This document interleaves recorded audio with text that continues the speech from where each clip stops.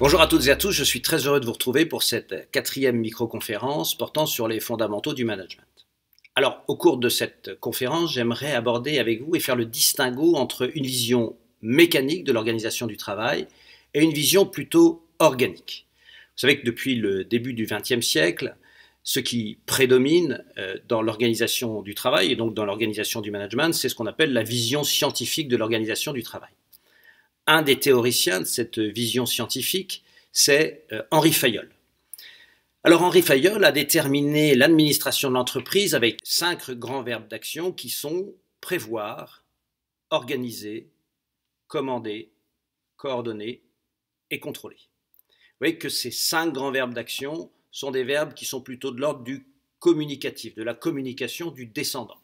C'est sans doute ce qui est à l'origine de cette vision très pyramidale de l'organisation du travail. Il y a à la tête de l'entreprise quelqu'un qui est chargé de prévoir, d'organiser, de commander, de coordonner et de contrôler le travail.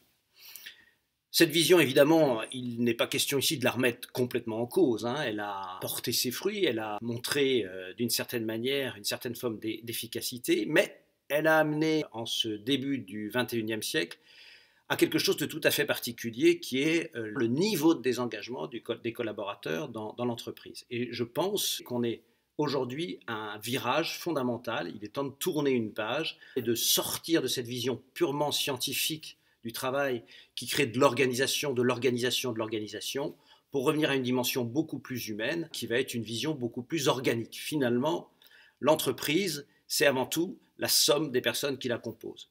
Il n'y a pas une entreprise au monde qui ne soit faite pour des hommes et des femmes, par des hommes et des femmes. Donc, qui ne soit pas faite par des hommes et des femmes, pour des hommes et des femmes. Vous mettez dans le sens que vous le souhaitez. Voilà. Donc, la dimension humaine, c'est ce qui fait la constante de toutes les entreprises.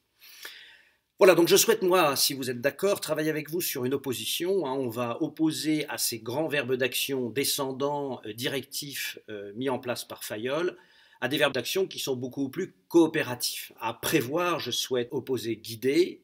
À organiser, je souhaite opposer conseiller. À commander, je souhaite opposer associer. À coordonner, je souhaite opposer accompagner. Et à contrôler, je souhaite opposer réguler. Alors, soyez patients, n'éteignez pas cette vidéo maintenant en vous disant ça commence à devenir indigeste. Ce qu'on va faire, c'est au cours de ces prochaines petites conférences, c'est travailler sur ce distinguo et surtout préciser finalement quel sens on met derrière chaque mot.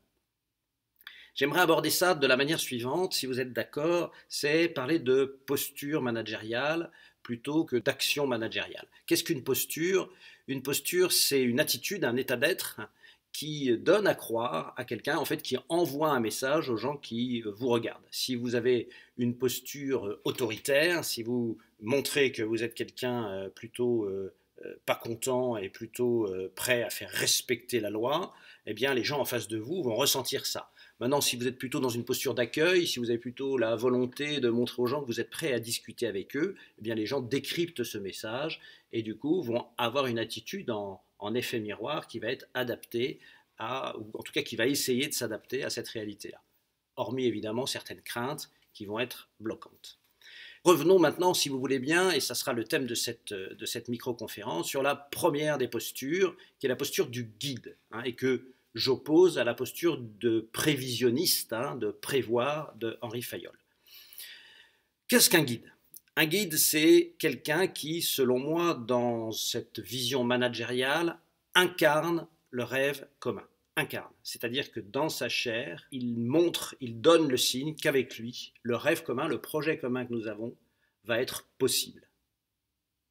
Si vous décidez de monter le Mont Blanc avec un certain nombre de vos amis, si vous vous entraînez, il y a une certitude, c'est que si vous voulez réussir, si vous n'êtes pas montagnard vous-même, il va falloir à un moment prendre un guide. Et que tant que vous n'avez pas trouvé ce guide, eh bien vous avez l'inquiétude, vous avez la quasi-certitude que vous n'atteindrez pas votre objectif. À partir du moment où vous avez pris ce guide, vous avez la certitude, ou en tout cas vous avez toutes les données en main, a priori, pour pouvoir réussir. Et c'est bien lié à cette personne. Si quand vous allez chercher ce guide, on vous propose à la Société des guides une personne qui est plutôt bien habillé, costume 3 pièces, petite cravate, vous voyez, petite lunette en écaille. Cette personne-là a une attachée-caisse, une petite valise en cuir noir.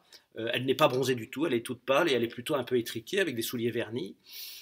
Voilà, il y a de fortes chances que quand elle va vous proposer de démarrer l'ascension, vous allez avoir quelques doutes. D'accord.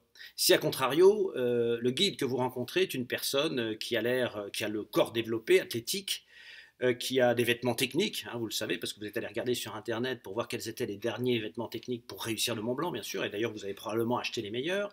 Elle a des belles chaussures, elle a un sac à dos, elle a un piolet, elle a des cordes, elle a des crampons, elle est évidemment très bronzée, elle a d'ailleurs la marque des lunettes autour des yeux, d'accord, puis elle a les lunettes de soleil qui sont figées sur le front, comme ça. Et là, quand cette personne va démarrer l'ascension avec vous, eh bien, vous allez y croire. Et vous allez vous dire, allez en avant. En tout cas, il y a beaucoup de représentations imaginaires négatives, de doutes, de craintes qui vont s'estomper. Eh bien, dans la posture du management, il est nécessaire, en réalité, d'envoyer ces signaux de confiance qui rassurent sur là où on va vis-à-vis de ses collaborateurs. C'est ce qu'on appelle d'ailleurs le leadership charismatique, et une certaine forme de charisme. Alors le leader charismatique, c'est donc celui qui a un rêve, ou en tout cas qui croit au rêve commun, et qui développe un enthousiasme, qui développe une énergie, qui développe une certaine forme de confiance et qui envoie des signaux de confiance aux gens qui sont autour de lui sur le fait que ce rêve est atteignable. Alors attention, il y a malgré tout un écueil et un risque, c'est quand on est trop charismatique. Quand on est trop charismatique, qu'est-ce qu'on devient? Eh bien, on prend le risque de devenir un gourou. Et évidemment, le gourou est une posture toxique. Pourquoi? Parce que c'est celui qui a un rêve tellement envahissant qu'il tue le rêve personnel et individuel de la personne qui est en face de lui. Vous voyez, toute la difficulté du développement professionnel et de l'engagement volontaire dans un projet professionnel, c'est la capacité à y trouver aussi son compte. Bien sûr qu'on œuvre à une œuvre commune, cette œuvre commune elle est identifiée, c'est le projet de l'entreprise, pas toujours identifiée d'ailleurs, ça vaut le coup souvent de faire un travail pour retravailler là-dessus et on le verra lors d'une conférence plus tard. Mais en tout cas, quand ce projet est identifié, je m'identifie, je m'associe à ce projet et j'y trouve un moyen pour me développer professionnellement moi-même. Vous voyez, donc toute la problématique de la vie de l'entreprise, toute la problématique du travail en entreprise, c'est de trouver cet équilibre entre un développement collectif, l'accomplissement d'un projet, mais aussi un développement personnel. Si les collaborateurs ne s'épanouissent pas dans leur travail, s'ils ne trouvent pas un moyen de se développer personnellement, ils vont se désengager. La question du désengagement est une question fondamentale aujourd'hui puisque certaines études nous amènent, je vous le répète, à dire que jusqu'à 91% des collaborateurs sont désengagés. Donc ce n'est pas un sujet annexe. D'accord ?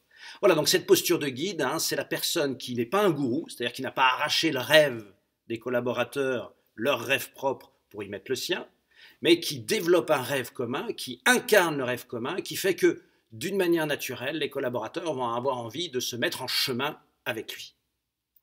Voilà, j'espère avoir été assez clair. La prochaine microconférence, nous aborderons la deuxième posture managériale qui est la posture du conseiller. Merci de m'avoir écouté et à très bientôt, j'espère.